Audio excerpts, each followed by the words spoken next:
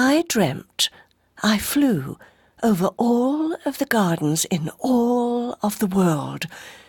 It was not a slow, low flight such as Phileas Fogg might have taken in his hot air balloon, greeting workers in the tulip fields below with a wave. It was more like the manic flight of a bluebottle, buzzing an old bent man raking his Japanese gravel, then dive-bombing a Manhattan volunteer, weeding on the High Line, then off to the potager in Villandry to inspect the brassicas. A busybody visiting as many gardens as possible in the shortest possible time. When I awoke and turned over, the book I had been reading the night before winked at me from my bedside table. 1,001 gardens you must see before you die. It was obviously time to get up. My first task of the day is usually to step out into the back garden of our London house, mug of tea in hand. If the snails have been hard at work overnight, then I like to establish the extent of their attack and how proportionate my response should be. The sentence for light damage is an intoxicating but deadly beer bath. If they have inflicted serious harm, then I pick them off one by one with a head torch later that evening and throw them into the road, where they are scrunched within minutes. If they have feasted on my hostas, then chemical pellet treatment is called for, or possibly the full-throttle flamethrower.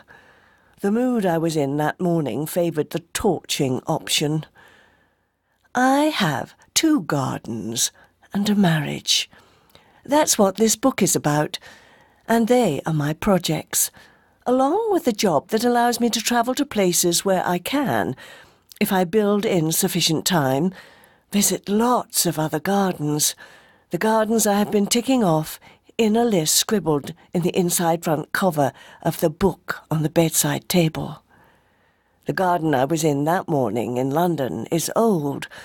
My other garden in Spain is new, and my marriage, well, let's just say it is in the process of restoration. I decided to retreat indoors and let the snails eat what they wanted. There were more important things to do, like these 3 projects. I had this idea for a book, you see. I had explained it the day before to a publishing friend, and he had been curious, although not exactly encouraging. What do you mean a garden is a metaphor for a marriage? Well, it is. You know that saying, if you want to be happy for an hour, get drunk. If you want to be happy for a year, get married. But if you want to be happy for a lifetime, get a garden. No? But that's just it. I love the idea of a garden making you happy for a lifetime, but I cannot sign up to marriage only making you happy for a year.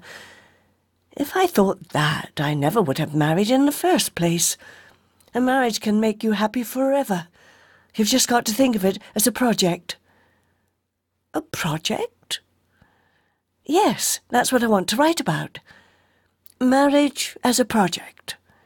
Yes. And my 2 gardens as well, as projects. And all the other gardens I visit all over the world as other projects. So where would this book sit on the shelves in the bookshops? He asked. Under what category? Which genre? Would you find it in the gardening section? Or travel, maybe, since you visit all those other gardens around the world? Or does it fit in mind, body, spirit? He paused. Or maybe in the business section under project management. Now, he was taking the piss. Under all of them? Oh, I don't know. Well, my advice would be to go away and think about it, Kaz. He was right. So I went away, and here's what I thought.